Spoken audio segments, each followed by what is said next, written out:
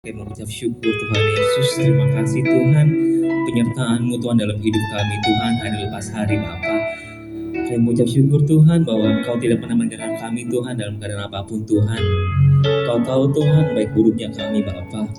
Dan kini Tuhan Yesus, kami ingin masuk ke dalam hadirat-Mu Tuhan. Kami melayakkan kami masing-masing pribadi Tuhan yang penuh dengan dosa Bapa, dan yang kami lakukan secara sengaja maupun tidak sengaja Bapa. Yang Kau ampuni kami Tuhan Yesus.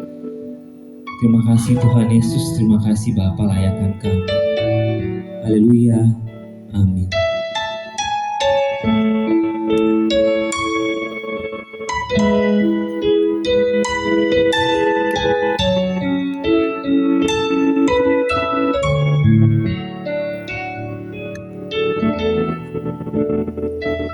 Kasih Tuhan sungguh mulia, tulus dan sempurna mengasihiku, pengorbanan di Kalvari sungguh berharga. Kau tebus dosaku, terpujilah Tuhan Yesus, ditinggikan di atas pujian, dari dalam lubuk hatiku ku sujud dan berterima kasih. Saya undang bangkit berdiri, kita naikkan Indonesia. Kasih Tuhan kabar. Kasih Tuhan tak bersyarat, tak seperti cinta yang ada di dunia, selalu memberi lebih dari dialah yang ku terima di hidupku. Terpujilah Tuhan Yesus, ditinggikan di atas pujian, dari dalam lubuk hatiku ku sujud dan berterima. Terpujilah Tuhan Yesus, terpujilah Tuhan Yesus, ditinggikan di atas pujian, dari dalam lubuk hatiku ku sujud dan berterima kasih. Terpujilah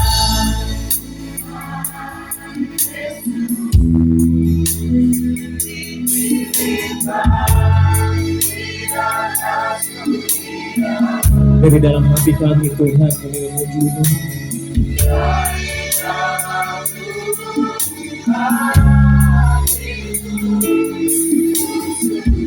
Dan berterima kasih, terpujilah Tuhan Yesus,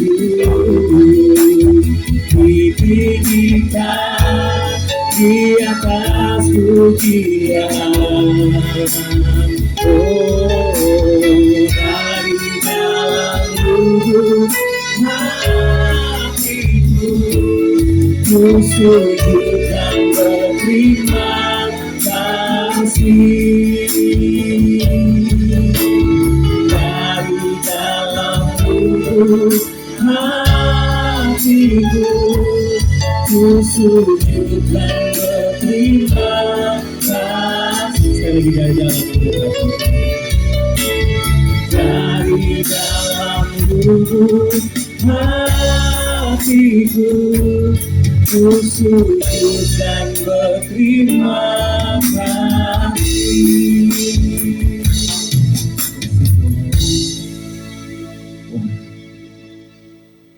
masih tetap semangat untuk berdiri? Yang jawab hanya bagian depan. Masih tetap semangat untuk memuji Tuhan? Saya undang untuk saling memberikan salam kanan dan kirinya. Mari kita katakan pujian syukur kita. Buat Tuhan Yesus baik selama-lamanya.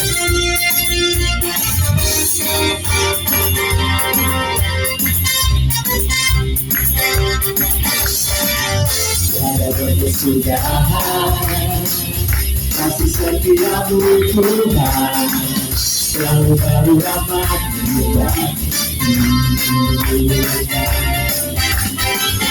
hari berganti hari, terlihat kasih-Mu, Kau pernah berakhir di hidupku. Katakan Tuhan Yesus baik, Tuhan Yesus baik, sungguh amat baik, untuk selama-lamanya.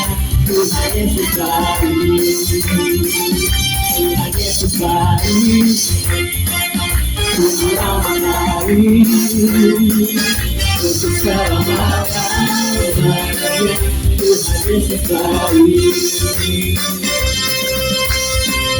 Tiada berkesudahan, kasih setiamu Tuhan, selalu baru rahmat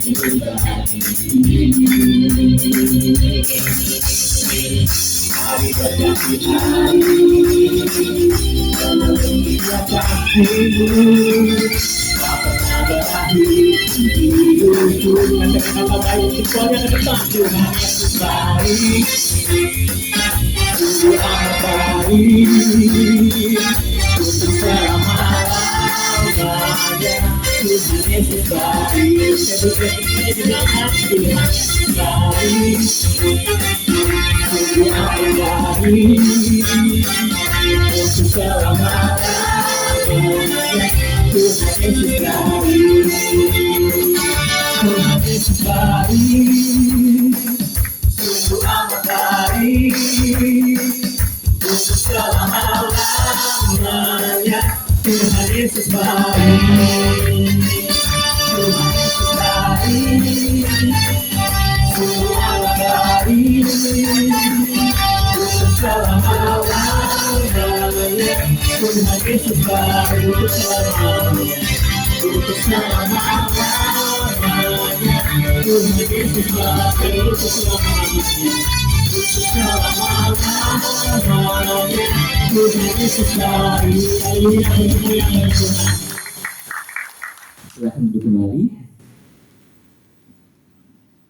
Hari ini kita telah masuk di hari Jumat terakhir di bulan Februari. Walaupun saya sih merasa, nggak tahu Bapak Ibu rekan-rekan sekalian, bahwa Februari ini waktunya sangat lama sepertinya gitu ya. Dan mungkin di antara kita juga termasuk saya, selama sebulan ini sudah banyak terjadi dalam kehidupan kita masing-masing, suka duka, baik buruknya dalam pekerjaan, dalam keluarga kita, maupun dalam kegiatan kita yang lainnya.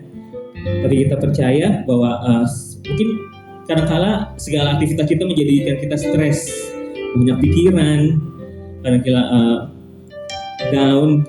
Istilahnya anak Gen Z sekarang burnout ya, burnout. Istilahnya seperti itu. Tapi kita percaya bahwa semua terjadi atas izin Tuhan. Amin. Tidak ada yang kebetulan, tidak ada yang terjadi begitu saja, tapi Tuhan menginginkan itu terjadi bagi kita.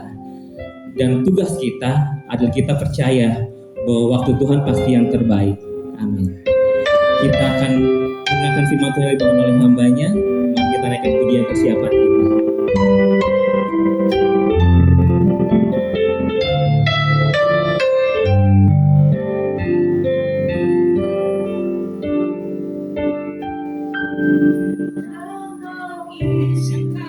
Sesuatu terjadi,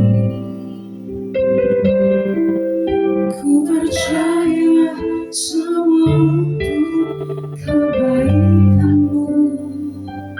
Bila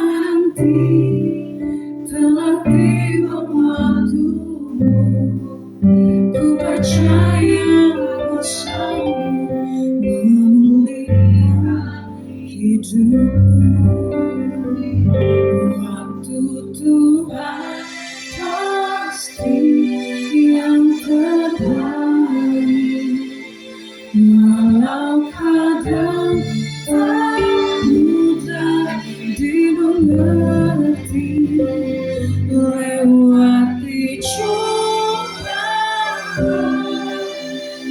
tetap percaya waktu Tuhan pasti yang terbaik. Sama-sama saya satu di Indonesia. Waktu Tuhan.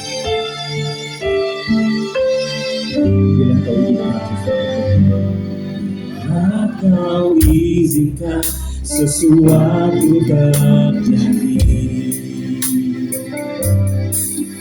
ku percaya semua untuk kebaikanku. Bila nanti telah tiba waktu, ku percaya kuasa-Mu memulihkan hidupku. Waktu Tuhan pasti yang terbaik, walau kadang tak mudah dimengerti, lewati cobaan, ku tetap percaya waktu Tuhan pasti yang terbaik. Waktu Tuhan, waktu Tuhan pasti yang terbaik, walau kadang tak mudah dimengerti, lewati cobaan, ku tetap percaya waktu Tuhan pasti yang terbaik. Lewati cobaan, lewati cobaan,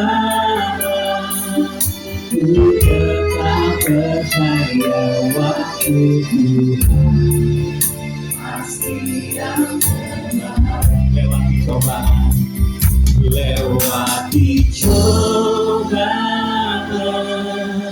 Ku tetap percaya waktu Tuhan pasti yang terbaik.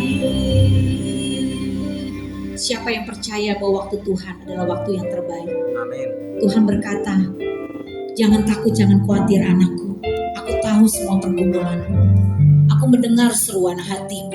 Aku tidak pernah jauh darimu. Penjaga Israel itu tidak pernah terlelap, tidak pernah tertidur.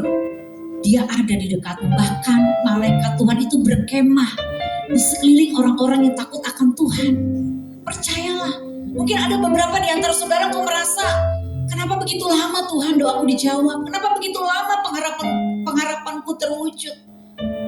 Bukan masalah berapa lamanya saudara. Tapi hari ini kita tangkap isi hati Tuhan bahwa waktu Tuhan adalah waktu yang terbaik. Alkitab berkata segala sesuatu itu indah pada waktunya. Kalau itu belum terjadi dalam hidupmu berarti belum waktunya. Dan kalaupun terjadi itu tidak akan indah. Percayakan hidupmu sepenuhnya hanya kepada Tuhan. Kami percaya Bapak lewat firman Tuhan yang kami dengar hari ini hidup kami diubahkan.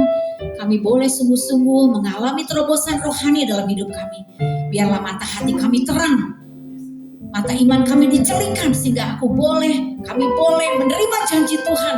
Dan segenap hati kami boleh sungguh-sungguh percaya kepada perkataan-Mu. Karena perkataan-Mu adalah sumber kehidupan kami. Urapi hamba-Mu, urapi setiap kami. Hanya di dalam nama Tuhan Yesus Kristus. Kita yang siap mendengarkan firman Tuhan sama-sama katakan amin. Yes, kita beri tepuk tangan buat tim praise worship yang sudah melayani kita. Luar biasa. Semangat semuanya.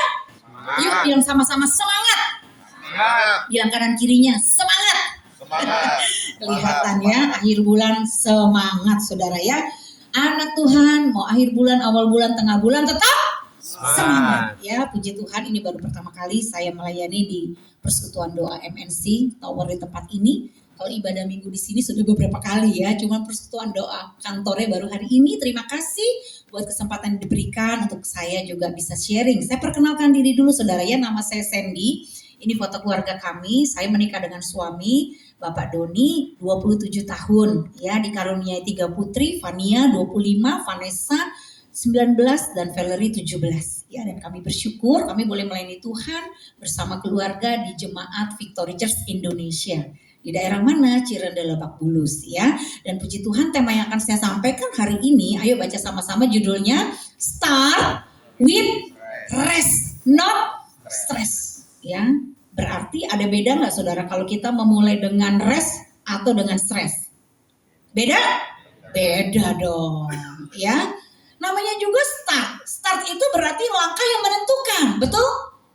Ya, kalau langkah awalnya sudah salah, langkah akhirnya salah, saudara. Makanya banyak anak Tuhan salah jalan. Kenapa? Karena dia start with stress. Dan hari ini tema ini biarlah membangun iman kita. Apapun yang kita lakukan, kita harus benar di startnya loh. Ya, bilang kanan kirinya, benar di start. Ya. Supaya langkah akhirnya juga benar, ya. Pastikan, ya saudara, dalam ujian kita bertumbuh dalam pengenalan akan Tuhan. Kita memulai bukan dari stres tapi dari rest, ya. Yesaya 30 ayat 15 baca sama-sama. Sebab beginilah firman Tuhan Allah yang Maha Kudus Allah Israel, baca sama-sama. Dengan bertobat dan tinggal diam, kamu akan diselamatkan. Dalam tinggal tenang dan percaya terletak kekuatanmu, tetapi kamu enggan. Next. Di ayat ini diteguhkan saudara bahwa dalam tinggal tenang dan percaya terletak kekuatanmu, tetapi kamu emoh. Wong Jawa bilang emoh, gak mau. Ya, kita seringkali menjalani hidup kita dengan semua proses, ya. Ada yang mengalami badai hutang, badai rumah tangga, sakit penyakit. Itu kalau ada masalah langsung mumet dulu gitu loh. Ya, langsung panik attack. Ya, langsung kayak gelisah, galau saudara, ya. Sampai kebawa perasaan. Ya, sampai akhirnya jadi korban perasaan juga saudara. Ya, kita tidak langsung tenang seperti firman Tuhan ini, tapi kita langsung khawatir. Ya, akhirnya kita lemah dan tidak berdaya. Ya, oleh sebab itu saudara, kegagalan terbesar umat Allah adalah gagal masuk tempat perhentian Allah. Maksudnya apa? Di Ibrani 3 ayat 18. Saya bacakan, dan siapakah yang telah ia sumpahi bahwa mereka tak akan masuk ke tempat perhentiannya, bukankah mereka yang tidak taat? Demikianlah kita lihat bahwa mereka tidak dapat masuk oleh karena ketidakpercayaan mereka. Karena itu, baca sama-sama yuk, baiklah kita berusaha untuk masuk ke tempat perhentian itu, supaya jangan seorang pun jatuh karena mengikuti contoh ketidaktaatan itu. Ini contoh bangsa Israel, 2,5 juta kurang lebih. Ya, bangsa Israel setelah bebas dari Mesir itu matinya di padang gurun, saudara. Mereka tidak masuk ke tempat perhentian, tanah perjanjian yang sebenarnya Tuhan sudah sediakan sama mereka. Kenapa? Karena mereka galau, mereka kecut hati, tawar hati. Raksasanya gede-gede, musuhnya besar, kami hanya belalang. Pastilah kami mati. Akhirnya seperti yang mereka takutkan, khawatirkan, cemaskan, benar terjadi. Sebagian besar bangsa Israel mati di padang gurun. Saudara, hati-hati dengan pikiran Anda, ya, karena pikiranmu bisa terjadi. Padahal 80-90% apa yang saudara takuti itu tidak terjadi, tapi masih ada 10% yang bisa membuat iman Anda terbalik. Ya, siang ini pesan saya, hati-hati dengan cara Anda berpikir. Ya, ilustrasinya begini, kalau saya pegang jeruk nipis, saudara pejamkan mata dan bayangkan jeruk nipis ini saya teteskan, 1 tetes, 2 tetes, 3 tetes dalam lidah Anda. Langsung bisa kerasa nggak? Apa yang Anda rasakan? Asam, kecut. Ada yang gemeteran? Sampai merinding? Ya, padahal saya netesin jeruk nipis nggak? Kenyataannya saya tetesin nggak jeruk nipis? Tapi karena Anda kebayang jeruk nipis itu ditetes ke lidah Anda bisa ngerasa nggak keasamannya? Ya, itulah kekuatan pikiran, hati-hati makanya saudara. Ya, jangan Anda overthinking, asumsi negatif. Karena apa yang Anda pikirkan bereaksi dengan tubuh Anda. Makanya bangsa Israel itu mati bukan karena Tuhan membunuh mereka, saudara. Karena kecemasan mereka, anxiety mereka, overthinking mereka, ketakutan mereka mati di padang gurun. Makanya jangan contoh teladan dari mereka. Jadikan kejadian bangsa Israel itu contoh buat kita. Bahwa kalau ngadepin masalah itu tenang. Memang raksasanya gede-gede secara kenyataan memang. Tapi kan Tuhan menyertai kita, betul tidak? Anda yang punya badai hutang, mungkin hari ini masih punya pergumulan keuangan. Hidup kayak kereta api, susah, duit ya. Sampai kalau ngomongin duit kayak ada setannya gitu, berantem suami istri, ribut orang tua anak. Ya, Waduh, gaji nggak cukup, gajinya kecil, mungkin kita galau, kita resah, gimana inflasi makin tinggi, waduh, ya gimana masa depan saya?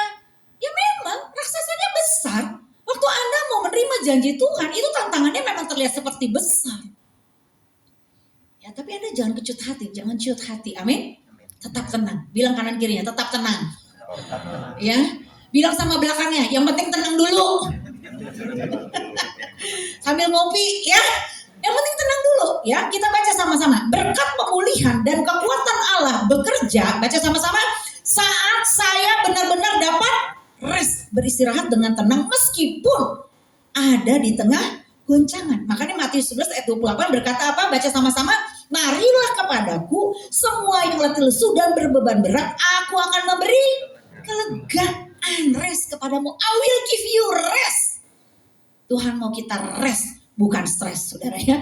Nah, rest adalah prinsip kerajaan Allah. Karena Allah memulai dari rest. Waktu Anda baca kitab Kejadian, Anda pelajari karya Tuhan penciptaan awal mulanya. Ya, Allah selesai mencipta lalu ia berhenti. Ya, dan menariknya, ya, pertama kali ya kata manusia itu ya hadir itu di hari keberapa, saudara? Hari ke-6. Dan setelah itu hari ke-7-nya kita kenal dengan hari Sabat, hari perhentian Tuhan, di mana Tuhan berhenti, beristirahat. Tuhan beristirahat bukan karena dia kecapean, keletihan. Ya, dia Tuhan, dia nggak pernah capek, dia nggak pernah letih, saudara. Tapi dia menunjukkan bahwa ada waktunya kita memang harus perlu berhenti. Paham maksud saya sampai di sini? Ya. Tapi di sini kehidupan manusia itu, saudara, kita lihat tidak dimulai dari kerja. Ya, makanya kalau kita tuh pikiran kerja, nggak pernah berhenti, kita pasti makin nggak efektif. Ya, kerja kita pasti akan makin apa ya, saudara? Distractionnya tuh banyak. Kenapa? Karena tubuh kita memang bukan mesin. Ya, makanya harus ada hari di mana kita harus berhenti, tenang, mengevaluasi, memikirkan supaya hasilnya lebih baik. Ya, kalau kita ngotot terus, ngoyo terus, saudara, hasilnya malah nggak lebih efektif. Ya, makanya Tuhan tidak memulai dari bekerja. Tuhan memulai manusia pertama itu dari apa? Rest. Ya. Namun di sini ada perhentian versus kemalasan. Perhentian bukan berhenti bergerak, tetapi baca sama-sama bergerak dari ketenangan. Ya, saudara, kemalasan tidak mau bergerak, tapi kalau perhentian bergerak tanpa ketakutan atau kegelisahan. Bedanya apa? Sumbernya beda. Ya, kalau perhentian itu sumbernya iman dan percaya kepada Tuhan bahwa Tuhan itu sudah menyelesaikan yang terbaik. Rancangan Tuhan adalah yang terbaik bagi kita. Tuhan itu tetap setia. Dia memegang kendali hidup kita.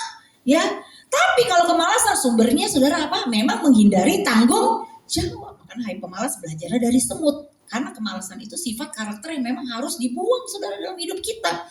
Motivasi hati juga beda, saudara. Kalau kita masuk tempat perhentian Tuhan, kita tenang, kita berhenti karena kita percaya. Kalau kita berhenti, Tuhan tetap bekerja di balik layar yang kita nggak lihat. Tuhan tetap menopang kita, betul? Makanya kita nggak perlu takut. Tuhan menetapkan langkah-langkah orang yang hidupnya berkenan kepadanya, ya. Dan ketika ia jatuh, ia tidak akan jatuh tergeletak. Tapi kalau kemalasan, dia berhenti karena dia tidak mau. Ya, banyak orang yang gitu hidupnya, nunda-nunda, tarsok-tarsok. Kerjaan bisa beres hari ini, ditunda besok, akhirnya numpuk, dia burn out. Ya, kenapa? Karena dia menunda, karena ada kemalasan di dalam diri dia. Dan buahnya juga beda, saudara. Kalau kita rest, kita tiba di tempat perhentian Tuhan, itu apa? Buahnya kejelasan, energi baru, produktivitas yang sehat, dan stabilitas emosi yang baik, saudara, yang sehat. Ya, tapi kalau orang malas, akibatnya apa? Penundaan, banyak alasan, kehilangan disiplin, dan hidupnya akan stuck, saudara. Ya, makanya masalah boleh ada, tapi jangan sampai semangat kita hilang. Katakan amin. Tetap semangat. Ya, kalau kita nggak semangat, siapa, saudara, yang mau nolong kita? Itu keputusan kita. Alasan kita semangat kenapa? Karena Tuhan tidak pernah meninggalkan kita. Dia selalu bekerja. Ya, sekalipun kita tidur, dia tetap bekerja. Matanya selalu tertuju kepada kita. Dan pengharapan di dalam Tuhan itu pasti dan tidak pernah mengecewakan. Baca sekali lagi yuk. Berkat pemulihan dan kekuatan Allah bekerja saat saya benar-benar dapat istirahat dengan tenang meskipun ada di tengah goncangan kehidupan. Ya, jadi firman Tuhan itu berkata sebaliknya. Start with rest, bukan start with stress. Ya, kenapa? Karena rest builds strength. Ya, istirahat bukan kelemahan, tapi jalan menuju kekuatan sejati. Ya, Ya, makanya kalau Anda baca di Yohanes 19 ayat 30, Yesus berkata, "It is finished," waktu Yesus di kayu salib. It is finished itu bahasa aslinya tetelestai. Artinya apa? Ya, hutang dosamu itu sudah dibayar. Tuhan benar-benar mati untuk mengampunimu dari semua dosamu dan dosaku. Katakan amin. Amin. Kita gak perlu tertuduh lagi. Ya, kita manusia berdosa, tapi Tuhan sudah ampuni kita. Tidak ada satupun kita tidak pernah gagal. Tidak ada satupun kita tidak pernah berbuat salah. Tapi Tuhan berkata, dosamu sudah aku pikul di kayu salib. Artinya apa? Hukumanmu sudah aku tanggung. Kamu tidak perlu takut lagi dengan kehidupanmu. Kamu harus semakin mendekat kepadaku. Jangan ketika kamu jatuh dalam dosa malah kamu pergi menjauh dariku. Ketika kamu menjauh dari Tuhan saat kamu jatuh dalam dosa malah kamu gak bisa rest. Kamu makin stres. Kamu makin tertuduh. Ya, jantungmu makin berdebar-debar. Orang yang nyimpen dosa tuh gak akan bisa rest. Betul tidak Bapak Ibu? Pasti dia galau, pasti dia gelisah. Ya, kenapa? Karena iblis intimidasi dia. Kamu bohong ya. Kamu bohongin suami, kamu bohongin istri. Aduh saudara, ya kita harus percaya, ya ketika kita benar-benar lahir baru di dalam Kristus, hutang dosa kita dibayar, hukuman kita sudah ditanggung dan peperangan sudah dimenangkan. Amin. Ya jangan lagi kita beri tempat untuk iblis mengintimidasi kita. Nah masalahnya saudara, banyak orang Kristen hidupnya capek bukan karena setan terlalu kuat saudara, ya, tapi karena tubuh, jiwa dan rohnya multifungsi. Ya, distraction, noise-nya banyak, notification-nya banyak, jadi distract dalam pikirannya saudara.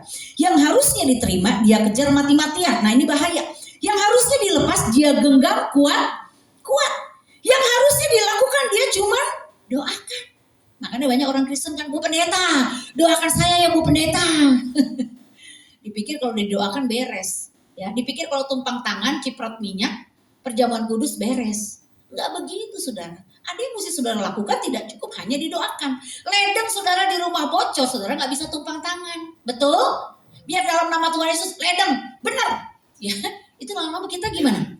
Ya gila. Mau tumpang tangan doa keliling di ledeng, panggil pendeta doain tuh ledeng, gak akan pernah bisa benar. Betul tidak? Kita harus ada bagiannya. Kita panggil tukang servis kalau kita gak bisa benerin. Halo, setuju? Iya, jadi jangan mohon bantu doa, jangan minta doakan aja. Anda harus membangun relasi Anda dengan Tuhan sehingga Anda tahu apa yang harus Anda lepas, apa yang harus Anda pegang, apa yang harus Anda lakukan. Ya, karena Anda tuh anak Tuhan, kuasanya tuh ada di Anda. Makanya orang Kristen yang bertumbuh dalam kedewasaan iman, dia percaya doa dia itu berkuasa karena doa orang benar bila dengan yakin didoakan sangat besar, bukan doa pendeta, doa kita orang benar yang sudah ditebus oleh darah Yesus. Ya, sehingga saudara bisa langsung fokus ketemu sumbernya. Gak perlu pakai perantara. Setuju Bapak Ibu Saudara? Anda bisa langsung ke sumbernya, ngapain Anda pakai perantara? Halo? Amin? Ya, makanya di 1 Tesalonika 5 ayat 23, baca sama-sama. Semoga Allah damai sejahtera menguduskan kamu seluruhnya dan semoga roh, jiwa dan tubuhmu terpelihara sempurna. Ya, kita mengenal ini saudara ada 3 domain utama. Manusia itu adalah manusia yang memiliki makhluk roh, yang memiliki jiwa dan diam dalam tubuh. Kenapa Tuhan kasih kita tubuh? Supaya kita tidak ilegal di bumi. Gak kayak gentayangan gitu saudara ya. Makanya dikasih tubuh, ada wujudnya. Ya, supaya kita legal di bumi. Makanya domainnya ada 3. Apa? Roh, jiwa, dan tubuh. Kita lihat, mengenal domain utama roh. Ya, roh itu sifatnya menerima. Katakan receive. Ya, itu bagian roh, menerima. Makanya kita penting dengar firman, renungkan firman, ya. Identitas kita baru, kamu adalah anak Allah. Itu bagian Anda terima. Anda percaya nggak kalau Anda anak Allah? Ya. Ketika kita lahir baru, terima Tuhan Yesus sebagai Tuhan. Status Anda bukan budak, status Anda anak. Anda receive nggak? Ada yang receive, ada yang enggak. Betul tidak? Nggak semua orang receive. Saya tetap orang berdosa, saya nggak layak, saudara ya. Dia masih melihat dirinya, saya orang berdosa, nggak layak. Jadi hidupnya penuh dengan banyak tekanan, saudara. Ya tapi kalau Anda receive, oh iya Tuhan sudah ampuni dosa saya terima pengampunannya. Dia receive, wah lain beda pertumbuhannya saudara. Ya keselamatan itu bukan hasil usaha kita. Saudara baca ya di Efesus 2 ayat 8-9. Makanya kita gak bisa sombong. Ya kita diselamatkan bukan karena perbuatan kita, tapi karena perbuatan Tuhan Yesus bagi kita di kayu salib. Kita mengalami kelahiran baru 100% itu pekerjaan Tuhan. Jadi semua itu bukan karena usaha kita, bukan karena kepintaran kita, tapi karunia dan pekerjaan Roh Kudus saudara. Ya, Efesus 2 ayat 8-9 jelas dikatakan itu semua pemberian Allah. Baca sama-sama. Sebab karena kasih karunia kamu diselamatkan oleh iman. Itu bukan hasil usahamu, tetapi Pemberian Allah itu bukan hasil pekerjaanmu. Jangan ada orang yang memegahkan diri. Makanya lihat, saudara, berbicara identitas anak Allah. Kita tidak bisa berusaha jadi anak Tuhan dengan kekuatan kita. Kita hanya bisa menerima identitas kita adalah anak Allah. Ya, kalau kita percaya, ya saya sudah terima Tuhan Yesus Kristus sebagai Tuhan, saya menjadikan dia Tuhan, penguasa tunggal dalam hidup saya, status saya itu anak. Kalau yang namanya bapak ibu punya anak, bapak ibu sayang nggak sama anak? Hah? Di sini orang tua sayang sama anak? Berarti kalau kita sudah jadi anak Allah, bapak di surga sayang nggak sama kita? Terus kalau papa mama kita nggak sayang kita, buang kita, ada kan orang tua gugurin anak, tinggalin anak, nggak bertanggung jawab, terus kita mesti sedih selamanya nggak? Pengertiannya dapat nggak saudara? Kenapa? Karena walaupun orang tuamu menolakmu, tidak peduli kepadamu, meninggalkanmu, ada Bapa di surga yang tetap sayang sama kita. Betul? Karena kita anak. Oh, kita di situ pulih, saudara. Bebas. Ya, dulu saya juga anak yang dari umur 4 tahun ditinggal papa saya. Papa saya berselingkuh, tinggalkan kami 14 tahun. Ya, saya juga hidup menderita. Umur 10 tahun udah diperkosa. Seorang perempuan yang diperkosa, jiwanya gimana gak hancur, saudara? Kenapa saya bisa pulih? Bukan karena saya hebat, bukan saya kuat, saudara. Saya juga orang yang latar belakangnya luka batin, penuh dengan banyak ikatan dosa. Saya dan ketiga adik saya hancur karena kita hidup bertumbuh di keluarga broken home. Ya, tapi kenapa kita sekarang semua, saya dan ketiga adik saya, semua jadi pendeta ngomong-ngomong ya saudara ya. Puji Tuhan, karena di rumah ada seorang ibu yang punya keputusan untuk ikut kepada Tuhan Yesus dengan segenap hati. Sekali ikut Yesus tetap ikut. Akhirnya kita sekeluarga dipulihkan, saudara. Terus saya kenal Tuhan. Setelah 6 tahun, papa saya dan mama saya kembali. Jadi puji Tuhan, setelah 14 tahun rumah tangga itu rukun. Ya, itu karena kemurahan Tuhan. Ya, mama saya setia dalam Tuhan. Dipulihkan. Setelah 6 tahun papa saya bertobat, baru saya dan ketiga adik saya bertobat. Sampai hari ini kami berempat adik berkakak. Ya, melayani Tuhan. 2 di Jakarta, 2 di Los Angeles, saudara. Kita jadi gembala. Ya, itu semua karena perbuatan Tuhan. Kenapa saya bisa pulih? Karena saya sadar akan identitas saya. Ya. Orang tua saya bukan orang tua yang sempurna. Dia bisa mengecewakan saya, tapi saya nggak mau selamanya pahit. Memang bertahun-tahun saya pahit, tapi satu titik, saya ingat bulan Februari tahun 95, saya ambil keputusan, Tuhan aku ampuni papaku. Aku ampuni mamaku. Begitu saya lepaskan pengampunan, roh saya receive pengampunan dari Tuhan. Betul? Saya nggak mau lagi simpan dendam. Hari itu saya jiwanya pulih, saudara. Dari semua luka batin, trauma yang begitu dalam, Tuhan pulihkan. Ya kenapa? Karena receive. Katakan receive.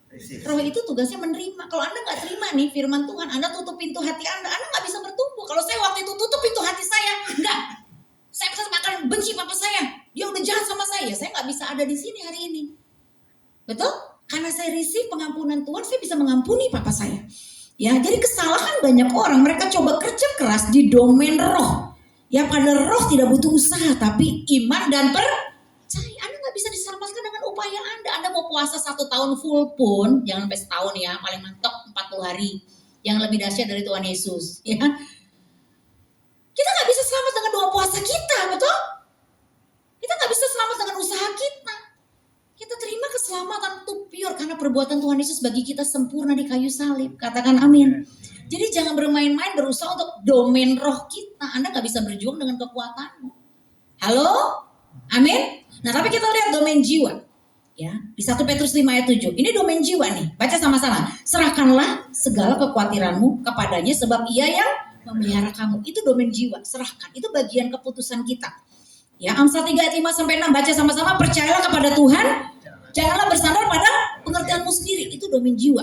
Ya, bukan kehendakku melainkan kehendakmu lah yang terjadi. Ya, artinya apa? Jiwa itu melepaskan. Next. Ya, bilang rilis. Ya, kalau jiwa Anda jangan bertahan. Jadi gini, kalau jiwa Anda ya sekarang takut, khawatir, Anda jangan tahan takut Anda, jangan dipegang. Nah, kalau Anda takut, Anda khawatir, caranya gimana? Serahkan. Bilang sama-sama serahkan. Ayo, kita lakukan tindakan profetis ya. Ambil dari otak kita, yuk semua ketakutan, kekhawatiran, kecemasan, anxiety-mu, overthinking-mu ambil, dikumpulin semua di genggaman tanganmu. Bilang dalam nama Tuhan Yesus, aku serahkan kepadamu Tuhan. Amin. Anda jangan pegang kalau yang namanya ketakutan. Anda ntar makin stres, Anda ntar gangguan jiwa. Nanti akhirnya Anda bergantung obat, tidurmu susah. Kalau jiwa itu harus dirilis. Bilang, roh accept. Yuk bilang sama-sama, roh accept. Jiwa rilis. Jangan dibalik. Oke? Dibalik kita senyo, saudara. Benar, kalau dibalik banyak makanya manusia kena burnout ya. Kena apa? Depresi, mental illness. Itu kenapa dibalik-balik? Yang roh diupayakan, yang jiwa dipertahankan. Stres, saudara. Itu kayak diinjek gajah loh beratnya loh. Pernah ngerasain masalah kita kayak bertonton beratnya? Ya Anda karena pertahankan, apa yang harus Anda lepas. Angkat tangan kanan tinggi-tinggi semuanya. Saudara-saudara yang kukasih bilang sama diri sendiri, sadar, oi sadar. Sadar, Pak. Lu jangan pertahanin apa yang harus lu lepas. Amin. Orang yang menyakiti lu, rilis. Bawa ke Tuhan, aku ampuni dia sambil senyum. Ada dalam hati, kalau serasa Tuhan, pasti gue pengen bunuh, wik lo Tuhan.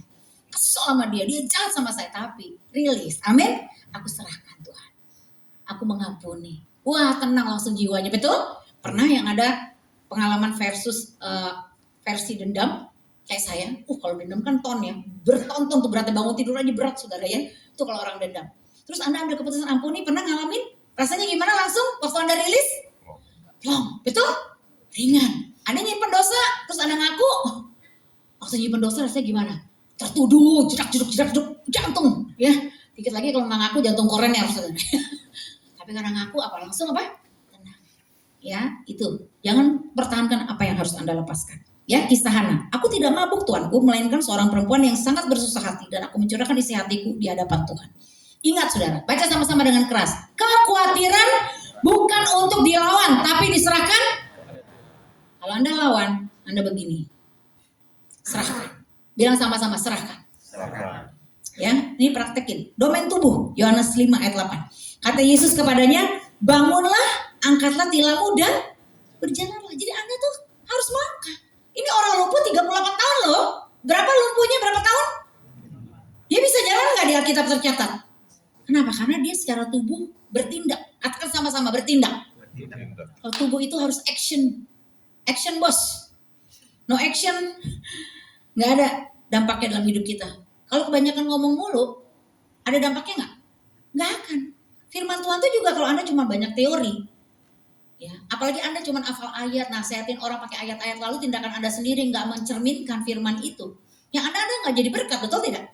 Anda jadi batu sandungan. Yang ada orang lihat kita enak, betul nggak? Allah dia mah bisanya cuma ngomong doang. Ya. Lihat Yakobus 2 ayat 17, jika iman itu tidak disertai perbuatan, maka iman itu pada hakikatnya adalah mati. Makanya tubuh itu harus action.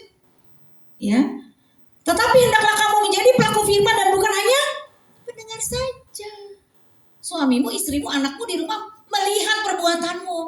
Papa, mama jangan cuma nasihatin gua aja, nak jangan ngerokok. Sendirinya gebas, nge-vape. Enak aja ngomong ke anak. Ya, kamu jangan scrolling mulu, lihat sosmed mulu. Papa mamanya juga nggak di meja makan, nggak di ruang tamu scrolling terus. Mempan nggak kalau kayak begitu? Nggak mempan. Ya, di mulut dia karena takut, iya pak, iya mah, di hati pret. Ya. Nggak respect, betul tidak? Kenapa? Karena nggak jadi teladan. Itulah tubuh kalau action. Lihat ya saudara ya. Statistik global 30-35% orang dewasa di dunia pernah mengalami gejala insomnia, susah tidur. Ya. Itu kalau menjelang malam mata makin melotot saudara. Baru tidur di bawah jam 4 atau jam 3. Ya bahkan 1 dari 3 orang itu pernah mengalami kesulitan tidur. 1 dari 10 orang, hitung 1, 2, 3 sampai 10 ada 1 pasti yang krisis. Ya, punya gangguan tidur kronis yang signifikan. Ya, kalau kita hari ini 60 berarti ada 6 orang yang sangat kritis dalam hal tidur. Itu statistik saudara. Makanya lihat obat untuk tidur itu laku saudara. Bahkan obat penenang antidepresan saat ini menduduki prioritas tingkat penjualan yang tertinggi di akhir zaman ini. Kenapa? Sampai orang tidur aja harus minum obat. Ya, ingat saudara, tidur itu bukan sekedar kebutuhan biologis tapi desain rohani dari Allah. Dan ketika kita mentaati prinsip ini saudara, tubuh dan jiwa itu dipulihkan. Ya, perhatikan, pengajaran teologi yang benar itu selalu menghasilkan kehidupan yang sehat, saudara. Keseimbangan, balancing. Ya, jangan ikut hustle, ya. Budaya hustle tuh yang semua harus on fire, harus kerja. Kepala harus di bawah, kaki harus di atas, tulang harus dibanting. Keringat harus diperas. Emangnya mesin. Chaos itu, saudara. Ya, makanya masalah utama jemaat hari ini tuh bukan kurang informasi rohani. Oh, informasi rohani makin banyak kan? Ya, di TikTok, di IG, ya saudara, di YouTube. Anda mau dengar khotbah pagi siang malam? Ada nggak banyak nggak penyajiannya? Nggak kurang informasi rohani, tapi apa? Masalahnya overthinking, anxiety, hustle mentality, takut gagal, takut kehilangan. Dan semua itu berakar pada satu hal, sulit melepaskan kontrol. Itu tadi masalahnya di jiwa, nggak dirilis. Ya akhirnya apa? Neuroscience ini mencerminkan saudara di otak kita tuh ada dua sistem. Yang satu sistem nervous, yang satu sistem rest. Ada orang kebiasaan kalau punya masalah nervous, panikan gitu. Udah langsung dengar kabar tuh langsung tangan gemeteran, keringat dingin, tidur adep kanan, adep kiri, nervous gitu. Tadi saya baru melayat seorang ibu. Aduh bu, saya sekarang kena panic attack. Saya kalau anak saya nih udah di atas jam 10 nggak kasih kabar. Aduh saya ketakutan. Udah kebayang nanti anak saya di jalan kecelakaan. Oh jangan-jangan nanti dia gini, jangan-jangan nanti dibunuh orang. Oh nanti dia takutnya kena pergaulan ini. Berkembang saudara. Saya udah kena gangguan insomnia nih bu. Hampir kurang lebih 3 bulan ini. Lihat saudara. Ya, itu memang sistemnya jadi udah terpola dengan nervous. Tapi kalau orang yang terbiasa ngadepin masalah tetap tenang. Tuhan punya kendali dalam hidupku. Aku percaya masih ada Tuhan. Amin. Akhirnya dia terbentuk begitu. Gak tahu Anda sekarang sistem kerjanya nervous atau rest.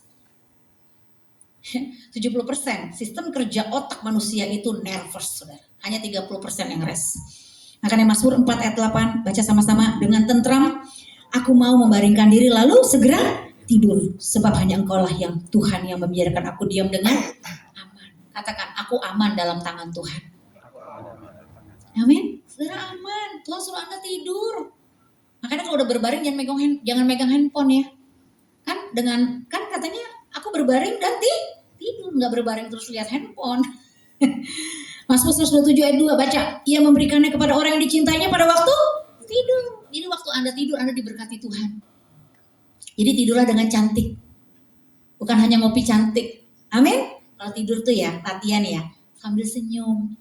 Terus di batin gini, aduh Tuhan terima kasih sepanjang hari ini walaupun tadi saya sempat buat salah, saya gagal bersikap, Tuhan terima kasih walaupun gaji belum naik, tapi aku bersyukur ya Tuhan. Sambil senyum aja gitu sendiri. Ya, nanti lihat, begitu Anda membuka pintu Anda dengan ucapan syukur, berkat Tuhan waktu Anda tidur mengalir. Makanya kalau orang tuh ya tidurnya dengan mengucap syukur, bangunnya fresh. Tapi kalau Anda bangunnya malah stres, kan ada ya bangun tuh rasa capek gitu, pernah? Ya tidur pikirannya jalan, badan tidur tapi pikirannya jalan, itu bangunnya berat saudara. Yang maksud saya tidurnya tuh nyenyak gitu, tidur pulas, bukan tidur mikir ya. Dan Amsal 3 ayat 24 dikatakan apabila engkau berbaring tidaklah engkau terkejut dan tidurmu akan nyenyak. Bilang nyenyak, karena itu berkat Tuhan buat kita saudara. Akhirnya apa? Kesehatan dan psikologi kalau Anda tidur cukup, hormon kortisol stres turun, sistem saraf masuk mode rest. Anda di repair, ada pemulihan waktu Anda tidur, menurunkan resiko depresi, otak melakukan memory consolidation. Jadi Anda tuh bisa berpikir jernih, nggak bertindak gegabah, ya apalagi menstabilkan emosi, nggak meledak-ledak. Ya kalau ngomong tuh bisa do re mi, nggak usah pakai nada tinggi, ya. Hormon pertumbuhan dan pemulihan dilepas dan memperkuat daya tahan mental. Tapi kalau Anda kurang tidur terus, otak tetap mode fight. Ya atau flight ya. Lalu Anda memicu cemas, mudah marah, overthinking, trauma, emosi negatifnya menumpuk, pikiran jadi reaktif, tidak bisa reflektif. Ya, makanya tidur itu pemulihan jiwa, Saudara. Di Alkitab Elia, ya Tuhan tuh paham kalau kita lagi galau, lagi gelisah, kita tuh nggak bisa masuk pada tuntunan Tuhan. Akhirnya kita sibuk cari jalan sendiri, gimana ya gue bebas hutang ya? Kepegadaian, akhirnya dia ngutang, akhirnya kena pinjol, akhirnya kena judol, kena bisnis bodong. Itu karena dia mencari sendiri solusinya. Akhirnya banyak kan orang Kristen kena judul, kena pinjol, stres dia saudara. Karena dia mencari solusi dengan cara dia sendiri, dia gak serahkan sama Tuhan. Makanya lihat Elia habis kemenangan besar, lalu kan dia depresi kan, menghadapi 450 Nabi Baal dia menang. Tapi menghadapi satu wanita, Ratu Isabel, dia udah mau mati rasanya saudara. Apa yang dilakukan oleh Tuhan untuk treatment Elia? Bukan dikotbahin, bukan ditegur, tapi apa? Suruh tidur, lalu bangun dikasih makan, lalu disuruh tidur lagi. Jadi kalau di sini lagi banyak pikiran, tidur dulu, tenang dulu. Amin. Jangan cari pertolongan sana sini, Anda gerabak gerubuk, gerusak gerusuk. Akhirnya saudara ketemu komunitas yang menjebak saudara. Makanya nggak heran banyak orang Kristen kena penipuan. Ya, akhirnya hidupnya dirugikan. Kenapa? Karena gerabak gerubuk saudara, gerasak gerusuk. Ingat, masalah keluarga bukan karena kurang kasih, tapi karena kurang istirahat. Konflik dalam rumah tangga karena kurang istirahat. Ya, tubuh lelah, emosi tidak stabil, pikiran tidak jernih. Makanya saudara, hindari, stop bahas masalah saat semua lelah. Jangan tuntut pasanganmu dengan tuntutan-tuntutanmu, ekspektasimu. Dia capek, saudara. Jadi dia bisa gila, saudara ya. Coba diterima kekurangannya. Bukan hanya menuntut supaya dia A, B, C, tapi terima kekurangannya. Tidur dulu, baru bicarakan besok. Dan saya sarankan sebagai parents, kenali anak Anda ya dalam mengenali lelahnya. Ya, jadi kalau negur anak harus lihat kondisi jiwanya. Dengar dulu perasaannya. Amin, parents. Iya, ini latihan. Ya, Yesus tidur di perahu di tengah badai. Bukan karena Yesus tidak menghadapi badai. Dia tidak menyangkali badai, tetapi dia tidak membiarkan badai menguasai batinnya. Jadi saudara, tidur nyenyak itu bukan hasil hidup tanpa masalah. Melainkan, baca sama-sama, hidup yang mempercayakan masalah kepada Tuhan. Orang beriman bukan orang tanpa pergumulan. Catat baik-baik. Amin. Tapi orang beriman adalah orang yang berani tidur di tengah pergumulan. Mulai malam ini praktek. Kalau tidur serahkan dulu. Ingat tadi domainnya. Roh receive. Renungkan janji Tuhan. Renungkan firman Tuhan. Jiwa rilis. Jadi sebelum tidur penting begitu. Nanti bangun tidur juga gitu lagi. Roh receive. Cari Tuhan dulu. Doa dulu 10 menit. Tenang dulu. Jangan langsung mandi. Geprek-geprek langsung pergi. Tanpa menyerahkan hidup sama Tuhan. Tenang dulu. Saat yang paling baik untuk Anda rest, bangun tidur, mau tidur sama jam istirahat. Di siang hari saat Anda makan, masuk ke toilet, 5 menit angkat tangan, angkat wajah bilang, thank you God. Aku bersyukur buat hari ini. Latihan deh, nanti hidup Anda beda. Pasti Anda ngalami terobosan. Ya, saya udah ngelakuin ini dari 2011, saudara. Ya, Tuhan itu jauh lebih besar dari semua penyesalanmu, kecemasanmu, depresimu, dosamu, masa lalumu, ketakutanmu, kesombonganmu, kesalahanmu, kehilanganmu, pencobaanmu, kekhawatiranmu, keraguanmu. Tuhan itu jauh lebih besar. Anda tidak perlu takut. Terakhir kita baca sama-sama. Orang yang dewasa rohani bukan hanya tahu kapan harus bekerja, tetapi juga kapan harus berhenti dan beristirahat. Mari kita bangkit berdiri bersama-sama. Terima kasih Bapak, hamba-Mu sudah menyampaikan kebenaran firman-Mu. Biarlah firman-Mu bekerja dalam hati dan pikiran kami. Bapak Ibu receive firman Tuhan. Katakan aku terima firman-Mu Tuhan. Aku terima perkataan-Mu. Karena firman Tuhan itu adalah perkataan Tuhan. Kalau Engkau simpan dalam hatimu, Kau dapat kekuatan anugerah untuk melepaskan semua stresmu, depresimu, overthinkingmu, kecemasanmu. Hari ini Kau sembuh dari anxiety-Mu. Kau sembuh dari kegangguan kurang tidurmu. Kau bisa tidur dengan nyenyak mulai malam hari ini. Ingat, roh receive, jiwa rilis, tubuh action. Terima anugerah Tuhan, berkat Tuhan mengalir atas hidupmu. Di dalam nama Tuhan Yesus, kita menerima firman Tuhan, sama-sama katakan, amin. Silakan duduk kembali. Terima kasih kepada Ibu Pendeta Sandy atas firman yang dibawakan. Boleh memberkati kita semua. Kiranya Tuhan memberkati senantiasa dalam pelayanan dan sukacita senantiasa bersama keluarga. Sebentar lagi kita akan memberikan persembahan, tapi sebelumnya mari kita bersatu dalam doa. Ya Tuhan, kami mengucap syukur Tuhan kepadamu Tuhan atas semua berkat dalam hidup kami Tuhan Yesus. Dan kami juga Tuhan akan mengembalikan Tuhan sebagian berkat yang Kau berikan pada kami Tuhan Yesus. Kiranya Kau berkati Tuhan tangan-tangan yang akan memberi Tuhan, maupun yang belum sempat memberi Bapa. Kiranya Kau berkati juga Tuhan untuk bendahara yang mengelolanya Tuhan, untuk pekerjaan-Mu di tempat ini. Hanya dalam tangan-Mu Tuhan Yesus kami berdoa dan mengucap syukur. Sambil persembahan diedarkan, kita mau menyimak pengumuman PDMNC Center.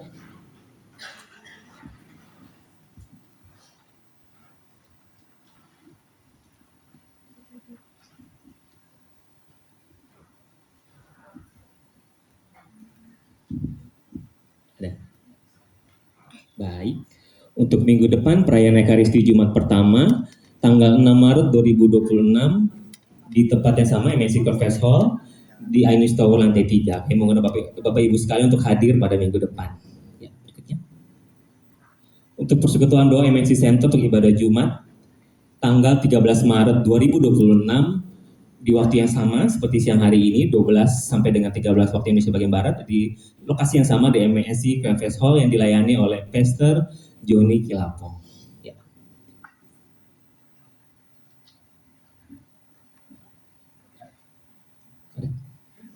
Sudah, ya.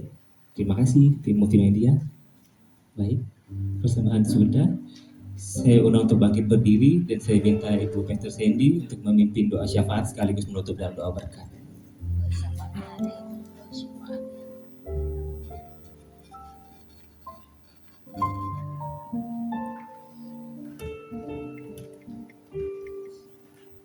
Mari kita berdoa. Saat kita berdoa, arahkan hati dan pikiranmu kepada janji Tuhan. Kalau kau percaya, kau akan menerima janji Tuhan. Kalau Tuhan berjanji, Dia tidak akan mem-PHP-kan Anda. Dia berjanji, Dia bertanggung jawab untuk masa depanmu dan keturunanmu. Kami berdoa Tuhan untuk jemaat PD dan pengurus PDMNC. Biarlah persekutuan doa di tempat ini boleh menyinari semua karyawan dan pegawai dari MNC Group ini Tuhan. Dari owner sampai seluruh staff. Biar semuanya dapat pencerahan. Dapat sungguh-sungguh keselamatan. Mereka boleh mengenal dan mengalami kasih setiamu Bapa. Biarlah perusahaan MNC Group, semua manajemen yang ada, pimpinan dan semua karyawan boleh mengalami berkat Tuhan. Pertobatan dan takut akan Tuhan ada di perusahaan ini Bapak. Kami khusus bawa Bapak Hari Tanu Sudibyo bersama Ibu Lili, semua anak mantu cucu, keluarga besar mereka. Biar mereka hidup dalam penggenapan janji-Mu. Mereka boleh menjadi saksi Kristus dimanapun mereka berada. Dan nama Tuhan dipermuliakan. Kami bawa bangsa dan negara kami Indonesia Tuhan. Sejahtera bagi bangsaku, damai bagi bangsaku. Karena anak-anak Tuhan sungguh-sungguh berdoa dan memberkati bangsa ini.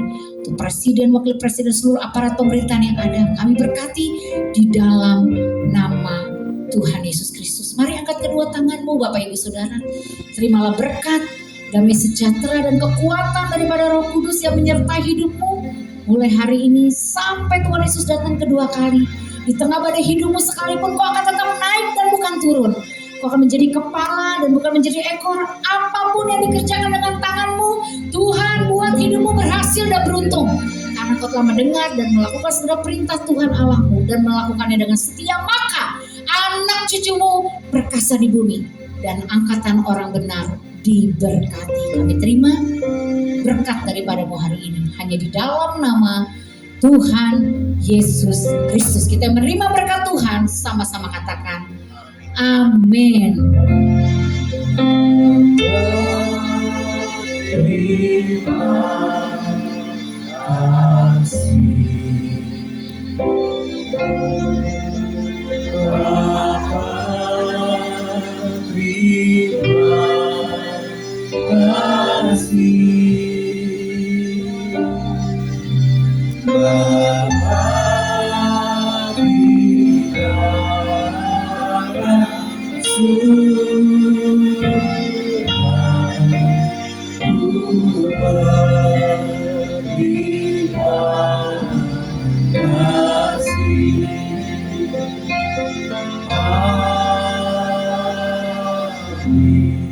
Silakan duduk kembali saat berteduh sejenak.